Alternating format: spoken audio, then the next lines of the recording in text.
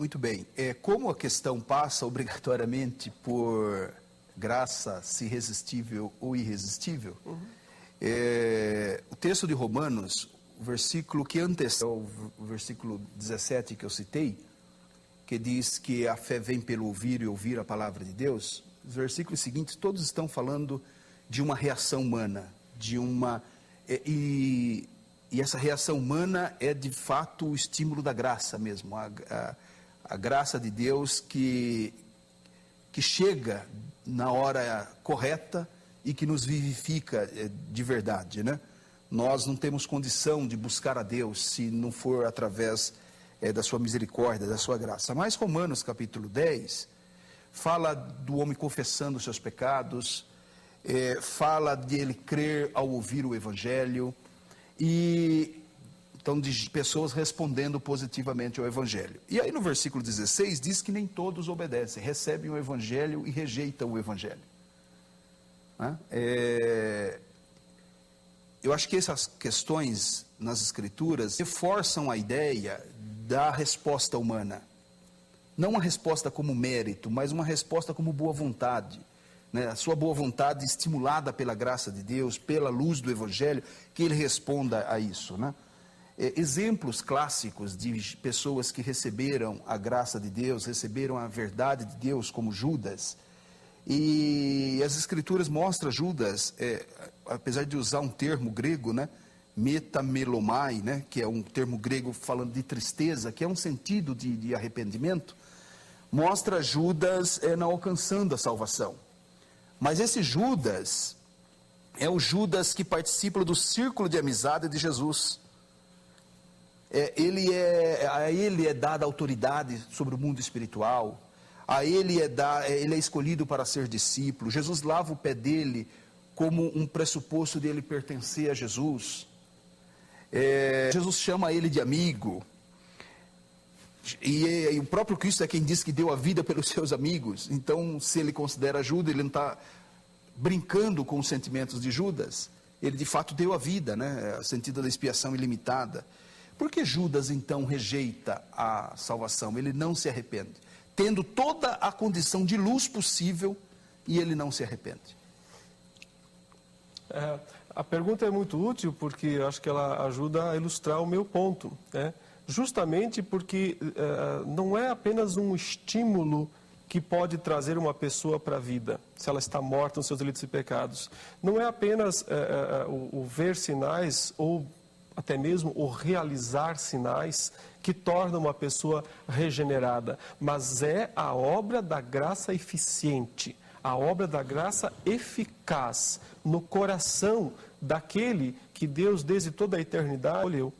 Então, o porquê é que Judas, apesar de ter ouvido todas as pregações de Jesus, apesar de ter visto os milagres de Jesus, apesar de ter sido tão íntimo, tão próximo de Jesus, por que é que ele não se converteu? Resposta, Jesus dá com todas as letras em João, capítulo 17, versículo 12, quando ele diz assim: quando eu estava, é uma oração falando com o Pai, né? Jesus está orando com seu Pai, diz: quando eu estava com eles, falando dos discípulos, guardava-os no teu nome, ou seja, eu os guardo no teu nome, Pai, esses que tu me deste, e protegi-os, e nenhum deles se perdeu, exceto o filho da perdição, para que se cumprisse a Escritura.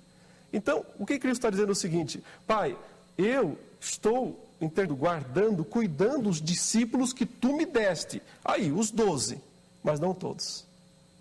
Todos vão ser, eu estou guardando para que eles não pequem, todos, exceto um, o filho da perdição. Então, Jesus chama Judas de o filho da perdição. E diz que Judas não vai ser salvo, que ele vai se perder para cumprir a Escritura. Então, necessariamente, Judas não foi salvo por dois motivos. Dois motivos. Primeiro, o Senhor não o escolheu para a salvação. Ele é o filho da perdição, ele está destinado nesse sentido, eu usaria o termo pré-ordenado, né? Conforme a Confissão de Fé do Westminster, não usa predestinado para a perdição, mas pré-ordenado para a perdição. E, no entanto, ao mesmo tempo, a Bíblia ensina que o Judas é responsável pelos seus atos. Está lá, por exemplo, em Lucas 2:22, quando o Senhor está na última ceia e o Senhor diz assim... a mão do traidor está comigo à mesa. Criou um clima ali, né, na última ceia, porque estavam ali os 12 discípulos. E aí Jesus diz uma coisa interessante no versículo 22 de Lucas 22. O Filho do Homem vai segundo o que está determinado. Ou seja, o traidor tem que trair. O traidor vai trair. Porque o Filho do Homem precisa morrer na cruz. O que vai acontecer com o Filho do Homem é o que está determinado. Primeira verdade do versículo. Segunda verdade do mesmo versículo. Mas ai daquele por intermédio de quem ele está sendo traído. Então, ai do Judas. Porque o que ele vai fazer, embora esteja determinado por Deus, o que ele vai fazer porque ele é o filho da perdição. Eu não o guardei. Ele disse todas as letras aqui. Eu não o guardei. Mas ele vai fazer porque ele quer. Ele é o único culpado.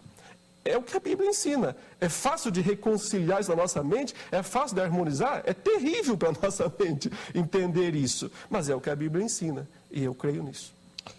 Bom, missionário Jamier, o senhor tem 3 minutos mais 30 segundos só, para comentar. A grande questão que eu levanto é, Judas era o filho da perdição porque ele foi feito filho da perdição, ou porque ele se fez filho da perdição, né? Tendo sido iluminado, como ele foi pela verdade, tendo desfrutado do círculo de amizade com Jesus, eu acho mais natural pensar, Heber, que diferente dos ninivitas, que também havia uma sentença de morte sobre eles, em 40 dias essa cidade será subvertida e Deus destruirá todos vocês. Havia uma pré-condenação sobre os ninivitas, como havia condenação, como há uma condenação sobre todos nós, porque todos pecamos. Judas não é mais pecador do que eu. Judas não é. Inclusive Jesus disse isso dos galileus, que vocês acham que eles são mais pecadores do que vocês? Se vocês também não se arrependerem, vocês também serão destruídos. Não há maior pecador ou menor pecador. Há pecador penitente, que reconhece a sua miséria e responde voluntariamente à graça de Deus, é uma resposta, né? E pecadores impenitentes, né? Como o texto de Apocalipse, que mostra 2 outros grupos de pessoas também resistindo. Lá em 2 Timóteo capítulo 2, verso 25, Paulo fala de pessoas que estão sendo instruídas e que resistem à palavra de Deus. E também Apocalipse 19 fala de um outro grupo de pessoas que mesmo ouvindo o Evangelho, tendo acesso à verdade, sendo inclusive instigados, castigados até por Deus, diz o versículo que eles não se arrependeram para lhe dar glória. Então parece-me que a teologia bíblica, de modo amplo e geral, coloca a graça de Deus à disposição do homem, como estava à disposição de Judas, e que o homem responde a ela. O homem responde a ela, ele deve responder a ela. Aí você diz assim, mas por que alguns não respondem positivamente? Eu gosto de dar a seguinte ilustração. O sol é um só, sobre o barro e a cera. Ele incide sobre os 2 elementos de forma igual, mas provoca uma reação diferente no barro da reação que ele provoca na cera. Então é uma ilustração simples. Enquanto que ele endurece o barro, ele amolece a cera. É uma ilustração simples, pobre, para ilustrar o coração do homem que ouve o Evangelho e responde ao Evangelho. E do homem que ouve o Evangelho e rejeita o Evangelho. Versículo 10 de Jonas 3 diz que Deus se arrependeu do mal que já havia determinado sobre o povo, porque eles creram em Deus. Eles creram em Deus como fruto de ouvir a palavra de Deus, através do profeta Jonas. Então, eu acho que a questão de Judas reforça mais uma vez essa possibilidade de rejeição da graça de Deus e a possibilidade de se aceitar a graça de Deus.